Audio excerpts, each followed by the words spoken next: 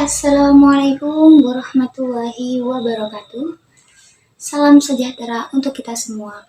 Puji beserta syukur marilah kita panjatkan kepada Allah Subhanahu wa Ta'ala yang sudah memberikan kita beribu-ribu nikmat, dan tidak lupa pula salawat serta salam kita panjatkan, kita curahkan kepada Nabi besar Nabi Muhammad SAW. Sebelumnya saya ucapkan terima kasih kepada dosen pengampu Bapak Sarkawi HSI MPDI dari mata kuliah Pendidikan Agama Islam yang sudah memberikan tugas mempresentasikan tentang moderasi agama. Dan tidak lupa pula saya ucapkan terima kasih kepada teman-teman saya yang sudah meluangkan waktu untuk menonton video saya hari ini. Sebelumnya, perkenalkan, nama saya Nurlina dari program studi teknik mekatronika NIM 2304911000036 dari Fakultas Teknik Universitas Trunojoyo Madura. Akan menjelaskan tentang topik moderasi agama. Dari topik moderasi agama ini, temanya ada agama Islam sebagai rahmatan lil alamin. Ada juga ukhuwah Islamiyah dan ukhuwah Insaniyah. Selanjutnya, kebersamaan dalam pluralitas dan seperti apa pandangan Islam ke non-Islam. Yuk kita cari tahu. Nah, yang pertama itu kan agama Islam sebagai rahmatan lil alamin. Secara etimologis, Islam berarti damai. Namun, sedangkan rahmatan lil alamin itu artinya kasih sayang atau kebaikan. Maka yang dimaksud dengan rahmatan lil alamin, Islam sebagai rahmatan lil alamin itu Islam yang kehadirannya di tengah kehidupan masyarakat mampu mewujudkan kedamaian dan kasih sayang bagi manusia maupun alam. Nah, Islam sebagai rahmatan lil alamin ini tidak hanya kepada manusia, akan tetapi kepada makhluk Allah yang lain seperti hewan, pohonan, dan juga air, batu, dan sebagainya. Sebagaimana dijelaskan dalam Quran surat Al-Anbiya ayat 107. Allah Subhanahu wa Ta'ala berfirman, Bismillahirrahmanirrahim. Wa ma arsalnaka illa rahmatan lil alamin. Yang artinya, dan kami tidak mengutus engkau Muhammad melainkan untuk menjadi rahmat bagi seluruh alam. Nah, ayat tersebut dijelaskan kepada kita bahwa Allah Subhanahu wa Ta'ala mengutus Nabi Muhammad SAW untuk menjadi rahmat bagi seluruh alam semesta. Islam rahmatan lil alamin ini seluruh alam semesta, tidak terkhusus kepada manusia, tetapi kepada seluruh makhluk yang ada di muka bumi ini. Melalui fakta tersebut, seharusnya Indonesia menjadi negara yang damai tentram. Akan tetapi, coba kita tulis kembali ya. Negeri kita ini, negeri tercinta ini, kita tidak bisa menutup mata dan telinga dengan apa yang terjadi di sekitar kita. Banyak sekali berita yang memberitakan kekerasan, pembunuhan, dan tindak korupsi juga. Nah, bagaimana hal ini bisa terjadi di negara kita? Bukankah sebagian dari kita adalah seorang muslim? Bukankah seorang muslim seharusnya menjadi rahmatan lil alamin yang keadaannya berdamai dan penuh dengan kasih sayang? Nah, hal ini bisa terjadi karena kita tidak memahami dan mengamalkan Islam secara gampang. Jika kita tahu bahwa membunuh, mencuri, korupsi itu adalah perbuatan yang dilarang oleh Islam, bagaimana kita bisa membunuh manusia, apalagi seorang muslim, jika kita tahu bahwa mengambil hak milik orang lain itu dilarang dalam Islam? Bagaimana kita bisa mencuri dan melakukan tindak korupsi? Ingatlah, Allah menciptakan manusia terlahir dalam keadaan fitrah. Manusia ditakdirkan oleh Allah untuk menjadi khalifah di muka bumi ini. Merupakan agama yang bersifat halus dan tetap menjadi ajaran tauhid sebagai ajaran untuk menyembah Allah Subhanahu wa taala. Di mana Allah Subhanahu wa taala berfirman dari Quran surat At-Tin ayat 4. Bismillahirrahmanirrahim. Laqad khalaqnal insana fi ahsani taqwim. Yang artinya, sungguh kami telah menciptakan manusia dalam bentuk sebaik-baiknya. Nah, dalam Quran surat At-Tin ini ayat 4 yang artinya Allah memberi manusia akal, berbentuk memberi akal untuk berpikir, memberi penglihatan untuk melihat, dan memberi pendengaran untuk mendengar, agar kita mampu menjadi manusia yang memanusiakan manusia. Dan kita bisa juga mampu berjalan di jalan Allah, agar kita mampu mempelajari Islam yang rahmatan lil alamin. Supaya kita tetap menjadi manusia yang berjalan di jalan Allah Subhanahu wa taala, Islam merupakan agama yang penuh dengan kasih, sayang, dan Islam merupakan agama yang cinta kedamaian. Perdamaian tidak dapat terwujud jika kita tidak mengamalkan fisik Islam sebagai rahmatan lil alamin. Selanjutnya yaitu ukhuwah Islamiyah dan ukhuwah insaniyah. Ukhuwah ini artinya persaudaraan. Nah, ukhuwah Islamiyah sesungguhnya ia adalah persaudaraan kemanusiaan berdasarkan Islam. Bukan hanya persaudaraan sesama penganut Islam, akan tetapi manusia yang ada di muka bumi ini tanpa membedakan golongan. Dalam ukhuwah Islamiyah ada beberapa takwa yang sebenarnya memiliki 3 makna, yaitu yang pertama selalu berprasangka baik kepada Allah dalam segala kondisi. Berbaik sangka kepada Allah Subhanahu wa taala adalah termasuk sebaik-baiknya ibadah. Yang kedua yaitu maknanya memperbaiki hubungan yang baik kepada Allah kepada sesama manusia. Dan yang ketiga selalu menjaga ukhuwah Islamiyah, yaitu berpegang teguh kalian pada tali Allah, janganlah bercerai-berai. Selanjutnya, buah dari takwa Islamiyah adalah akhlak yang mulia. Nah, sehingga kita bisa menjadi rahmatan lil alamin. Ukhuwah Islamiyah di sini adalah persaudaraan yang berlaku antar sesama umat Islam atau persaudaraan yang diikat oleh akidah atau keimanan tanpa membedakan golongan. Nah, sama akidahnya itu sama la ilaha illallah, maka itu adalah saudara kita dan harus kita jalin dengan sebaik-baiknya. Sebagaimana dijelaskan dalam surah Al-Hujurat ayat 10. Bismillahirrahmanirrahim.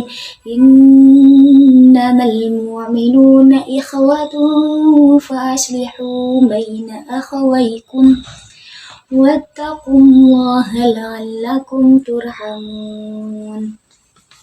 Artinya, orang-orang yang beriman itu sesungguhnya bersaudara. Sebab itu damaikanlah, perbaikilah hubungan antara kedua persaudaraan itu, dan takutlah kepada Allah supaya kamu mendapat rahmat.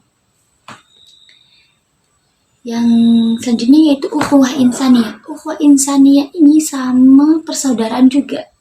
Namanya juga ukhuwah. Ukhuwah itu artinya persaudaraan.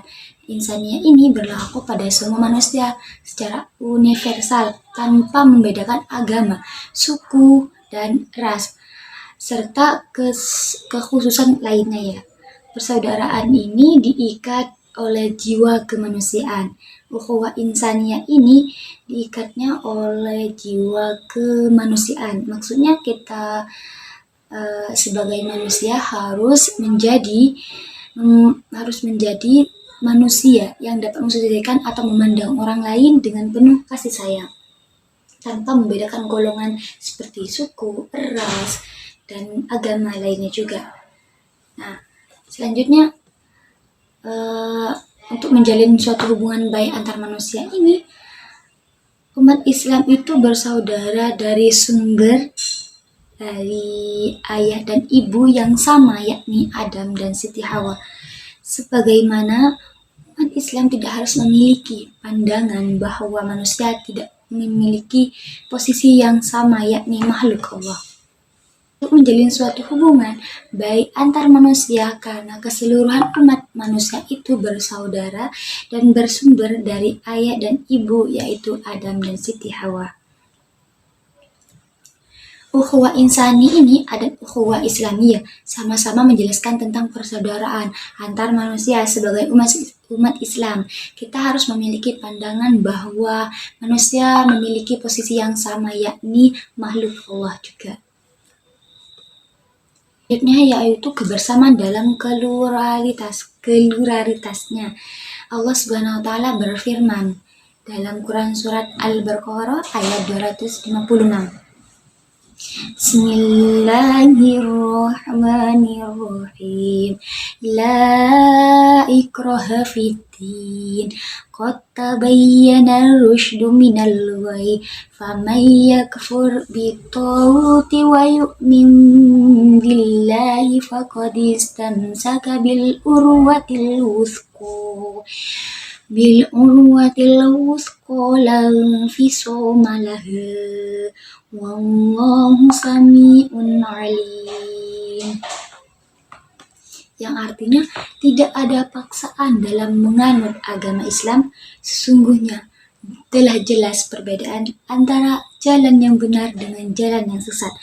Barang siapa yang ingkar kepada tagut dan beriman kepada Allah, maka sungguh dia telah berpegang teguh pada tali yang sangat kuat yang tidak akan putus. Allah Maha mendengar lagi Maha mengetahui. Quran surat Al-Baqarah ayat 256. Nah, bagaimana sih konsepnya Islam untuk membangun kebersamaan dalam pluralitas agama ini? Nah, solusinya itu Islam terhadap adanya pluralisme ini agama adalah mengakui perbedaan dan identitas agama masing-masing. Lakum dinukum waliyadin. Agamamu ya agamamu, dan agamaku yaitu agamaku. Tapi solusi paham pluralisme ini, agama diorientasikan untuk menghilangkan konflik dan sekaligus menghilangkan perbedaan dan identitas agama-agama yang ada.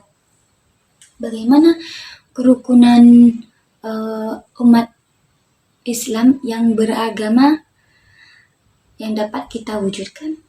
Kerukunan antar umat Islam ini dapat diwujudkan dengan saling tegang rasa, saling menghargai, toleransi antara umat beragama, tidak memaksakan seseorang untuk memeluk agama tertentu, melaksanakan ibadah sesuai agamanya, dan mengikuti peraturan agamaannya, baik dalam agamanya maupun peraturan negara atau pemerintah. Dan yang terakhir yaitu seperti apa sih pandangan Islam, konon Islam? Banyak ya yang merasa Islam itu tidak damai dari agama lain. Akan tetapi sebenarnya agama Islam itu bisa dikatakan menghargai agama lain dengan mereka memberikan kasih sayang kepadanya. Yang pertama itu ya, kemarin saya pernah mengalaminya ketika ospek. Nah, saya tuh punya teman yang beda agama. Dia itu cuma diam saja dan tidak ingin bergaul dengan agama lainnya. Dan agama Islam konsepnya sebagai rahmatul alamin bukan hanya dari orang Islam saja yang dapat bersaudara, tapi dengan agama lain. Saya berniat itu ya untuk merangkul dia untuk bisa berteman dengan kita, menjadi saudara dengan kita walaupun kita beragama beda. Nah, di sini Islam telah mengajarkan umatnya untuk menyikapi perbedaan yang terjadi dalam kehidupan bermasyarakat sejak ajarannya diturunkan. Dalam melihat perbedaan ini, Islam memandang berdasarkan 3 sudut pandang. Yang pertama adalah sudut pandang dari firman Allah Subhanahu wa taala dan yang tertuang dalam Al-Quran, dan kedua dengan sudut pandang teladan Nabi Muhammad SAW, dan yang terakhir melalui sahabat Rasul dan orang-orang soleh juga. Nah, hubungan antara Muslim dengan penganut agama lain tidak terlarang oleh syariat Islam, kecuali bekerja sama dengan 2 persoalan, yaitu akidah dan ibadah. Kedua persoalan tersebut merupakan hak internal umat Islam yang tidak boleh campuri oleh pihak lain, tetapi aspek sosialnya kemasyarakatannya dapat bersama dalam kerjasama yang baik. Tegasnya dalam Islam yang pantasnya menjunjung tinggi toleransi terhadap pemeluk agama lain. Nah, dari evaluasi pandangan Islam pada Islam itu, Islam dapat merangkul agama lain dengan cara bertoleransi kepadanya dan menghargai agamanya dari 2 persoalan, tanpa 2 persoalan ya. Yang pertama itu dengan penganut agama lain yang dilarang oleh syariat Islam kecuali bekerja sama dengan 2 persoalan, yaitu akidah dan ibadah. Nah, interaksi sosial adalah hubungan timbal balik ya, berdimensi bermasyarakatan antara individu atau kelompok dengan individu atau kelompok lainnya juga. Interaksi sosial ini antara umat Islam dengan umat non-Muslim dan sebaliknya tidaklah selalu berjalan dengan mulus dan berlangsung harmonis.